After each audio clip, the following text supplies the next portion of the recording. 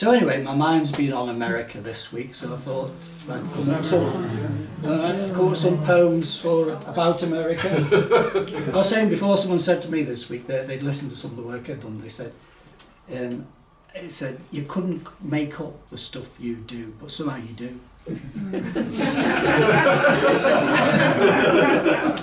So America, Trump was back in the White House, and you may remember he was there in 2018 when Hurricane Florence was heading for the White House, and he's in the Oval Office, and his aide came running in, and he banged through the door, and he said to Donald, he said, "What are we going to do? Hurricane Florence, she's at our front door." And he said, "Just pay her off as we do, it's still be done." I hope he's not listening. So what I was thinking of was, can anyone think of any one good human being that's come out of America? Probably quite a few, yeah. Quite yeah, exactly.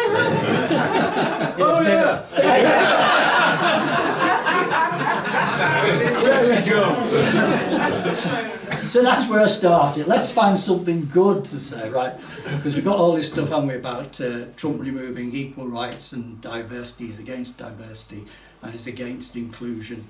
You know, he's even blamed that on the crash in January 16th, wasn't it, in Washington, in the airplane crash.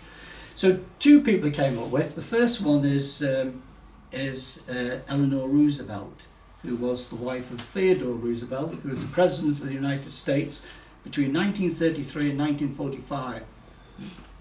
Nobody's challenged that. I must be right. He definitely died in 45. And of course, as you know, they were cousins, but it's always described as distant cousins. And because of him, they brought in the rule about only being able to do 2 terms. That's right. That's right. Yes, it's after that. Yes. Yeah, you hate to know all, don't you? But anyway, so what she did, she was the chairperson for overseeing the drafting of the United Nations Convention on Human Rights. And if you look at the history of it, it's quite interesting, the number of women and the number of backgrounds and ethnicities which were actually represented in the drawing up of that document. So that's 1948. And she devoted her life to equal rights. That's what she did. She won the Nobel Prize for it. And there are a number of countries which are members of the UN which have not signed that convention. They've signed it on the basis of historical reasons or cultural reasons. So Sudan is not, on the basis of religious reasons. So it's interesting to know that even though countries are members of the UN, they may not have signed that convention. And then in 1989 we had the United Nations Convention on the Rights of the Child. And again, there are countries which had to consider whether they signed or not. There's only one country member of the UN which has not signed. Anyone know which one it is? US. Correct. Yeah.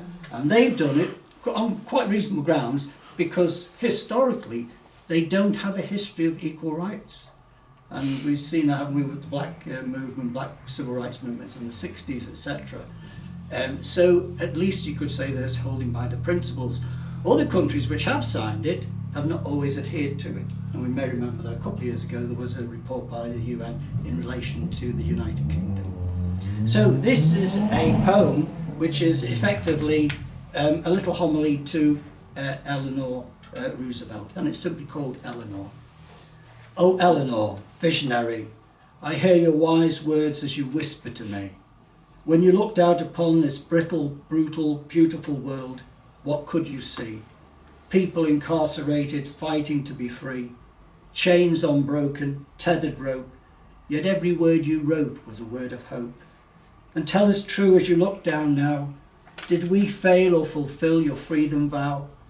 Did we replace hate with love, or did we fall from grace, crash to earth as a wounded, broken, holy dove?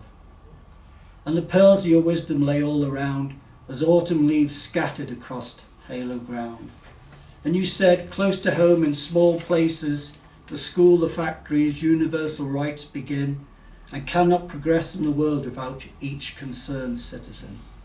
The important thing you said was neither our nationality nor religion professed, but how our faith translated into our very life itself. We have a right to be an individual, and an obligation to be one too. We cannot make a useful contribution to this world until we do. Believe in our hopes, dry our tears. Courage is more exhilarating than our fears. Hold on to our humanity, whether rain falls or the sun shines and beams, for the future belongs to those who believe in the beauty of their dreams. Wow.